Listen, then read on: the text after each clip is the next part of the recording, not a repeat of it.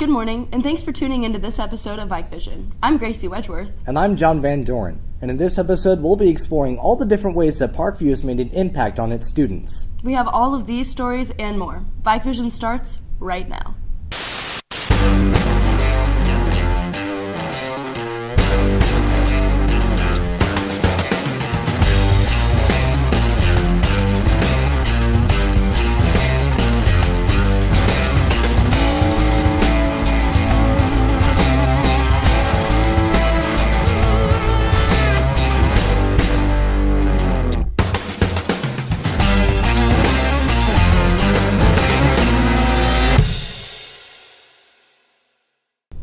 Students at Parkview High School recently converged for a good cause. Sydney Clayton, Jimmy Byers, and James Robertson went behind the scenes of this gathering.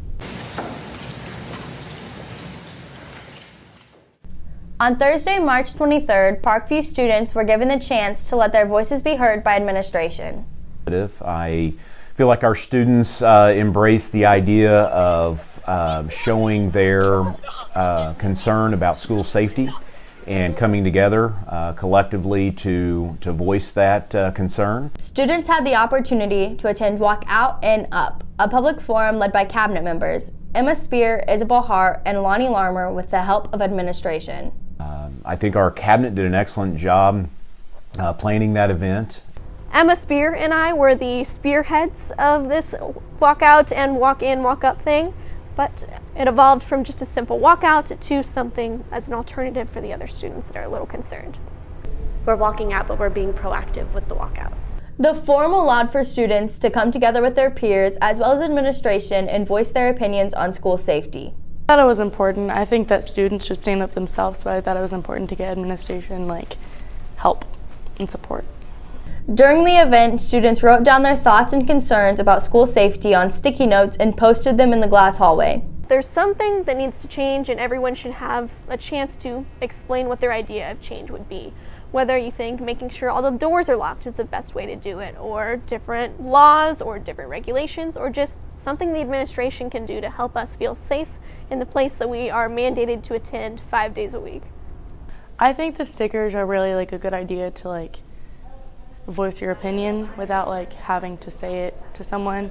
It's a good anonymous way to voice your opinion, and I thought it was a really good thing they did, especially just remembering the lives that were lost.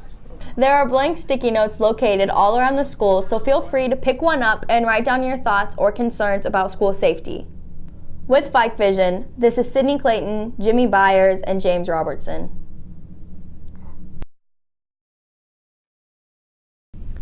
Parkview is full of very caring staff members. Ashlyn Farmer and Renee Sanchez tell the story of one of Parkview's very own.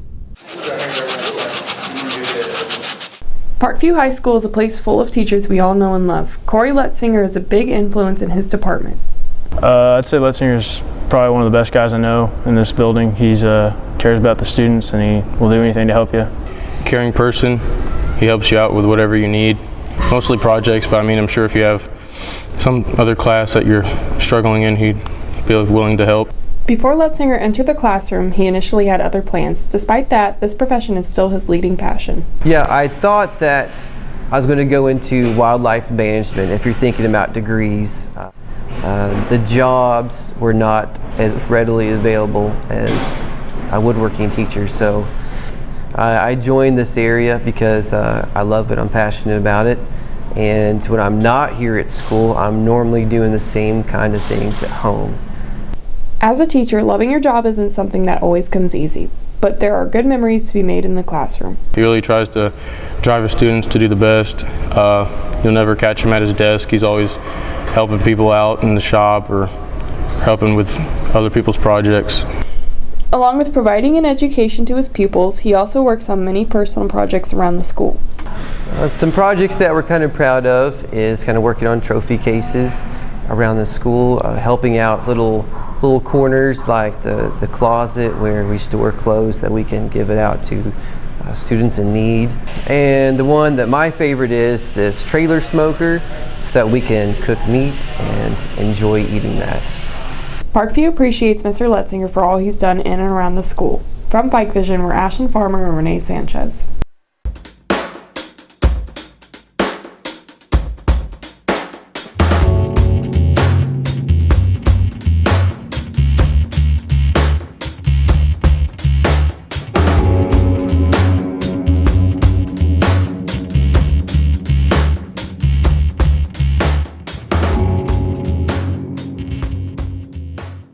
The rules at Parkview have always been the same, but enforcing them is becoming a higher priority. Some of the more minor and a little bit more insignificant types of rules that we have just kind of get ignored. And so things like IDs and cell phones and making sure that you have a pass while you're in the hallway, some of those things get ignored. And so really it's just a focus on some of those things that kind of slide off of everybody's focus, to refocus on those and make sure our students are held accountable for those types of behaviors. Just the little things that add up.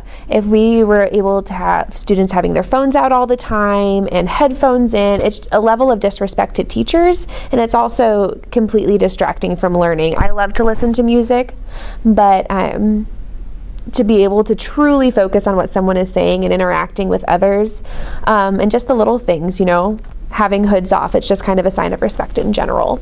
Cameron Matthews shares his opinion. It's a respect thing. Doesn't make any sense to me. I don't know, what about wearing a hood is disrespectful to anybody? It's just like abusing your power. It's like making a rule and making kids follow it, but there's no reason to follow it. Like, there's no reasoning behind it whatsoever. It's just like they have the power to tell us what to do, so they're just using it to tell us whatever.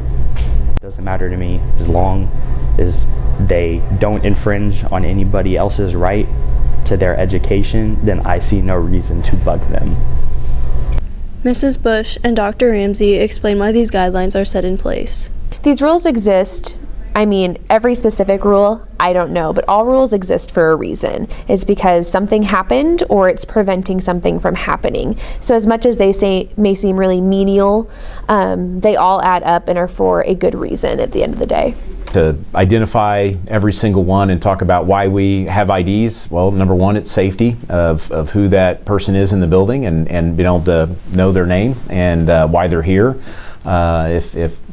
That's why we have visitor passes, and that's why we identify anybody in our building. And the other thing is just identifying students. You can really hide under a hood pretty good and not be able to be recognized by a staff member. And so safety, identifying students, and making sure students are listening in class and engaged.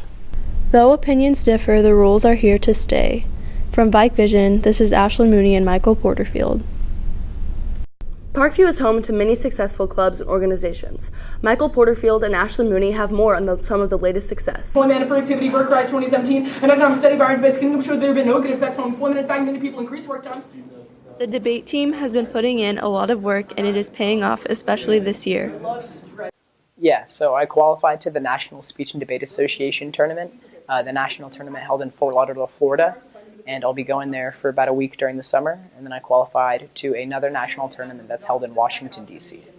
Yeah, Reagan and I qualified to the NSDA tournament. It was like the big grand national tournament, the one that's been around for like a million years, in policy debate, which is the oldest kind of debate. I'm feeling pretty good. I'm psyched. I'm pumped. I feel like it's going to be a really great opportunity for me to qualify as a junior and hopefully go to the national tournament and kick some butt. Andre Sway and Joel Ballou spent a lot of time after school to better their debate skills. I don't actually get the resolution or what I'm going to be debating until May 1st. So until then, I'm just reading a lot of literature on debate in general. And I've been doing some speaking drills, in the shower, in my room, whenever I have free time, just trying to make sure my voice is pretty for the national stage. We stay after school for hours from anywhere. Sometimes we stay right after from 3 to 7 at night, and when we're coming, we'll do that once or twice a week normally, during just the normal school year. But when it comes up on a big important tournament like MISHA or an SGA, which is the state and the national qualifying tournaments respectively, we will stay after that probably 5 days a week. Mr. Rothgeb shares his feelings about his students qualifying for nationals. The students that have qualified are some of the hardest workers in my 6 years of coaching that I've ever come across. They're here every day, they're after school, and they're staying late after school, well after school, until about 7 o'clock at night. And before districts, we were here until about 8 or 9 o'clock some nights, and they were here the entire time. Just because we qualified doesn't mean we're done. We still have a whole nother step to go, and we're going to go higher and farther than we ever have. From Vike Vision, this is Ashlyn Mooney and Michael Porterfield. Some people are so humble that you will never hear their story. Sydney Clayton, Jimmy Byers, and James Robertson opened up with one of Parkview's own heroes. Ron Ritchie has been teaching in the SPS district for 11 years. He spent 7 years at Central and has been here at Parkview for the past 4. Well, I enjoy the challenge of helping others, getting the students to find out where their interests are and help them reach their goals. Ritchie is a part of the team teaching program here at Parkview. Well, team teaching is where you actually work with the regular ed teacher, and they're the ones that are in charge. We are support, and I have a wonderful team here. They're my inspiration that keeps me going. This is one of the best special ed departments in the district right here. I'm really blessed to be here, be part of this team. Although Ritchie is a special education teacher, that wasn't always his profession. I'm in a different area of teaching. I taught health and PE when I first started out, but now everything changed to where I'm teaching special ed, and it's a whole different ballgame. Soon after he started his teaching career, he decided he wanted to try something else. It was my first 2 years of teaching. I decided I wanted a change. I wanted to try something. I wanted to travel. Travel was the main thing, and getting a skill, another skill to fall back onto. I looked at all the branches, and I just really started looking at the Navy more closely, and I liked being out on the water, so I joined the Navy and got on a destroyer as my first assignment. When it comes to getting away from the stresses of everyday life, there is one thing that he enjoys doing more than anything else. My main area of interest is sailing. I have a small sloop up at Stockton. It's fun. It's just a simple little boat. Just bring that main sheet up, catch the wind, you're going. You're in the wind. It's so relaxing. It's therapy. The tranquility of the water and the wind. If you can raise up a Venetian blind up and down, you can sail. That's all it is. It's wonderful. I recommend it to anyone who wants to get out and get away. With Vike Vision, this is Sydney Clayton, Jimmy Byers, and James Robertson. Be sure to follow us on Facebook, Instagram, and Twitter at Vike Vision. This is your 2017-2018 Vike Vision staff Signing off! Bye.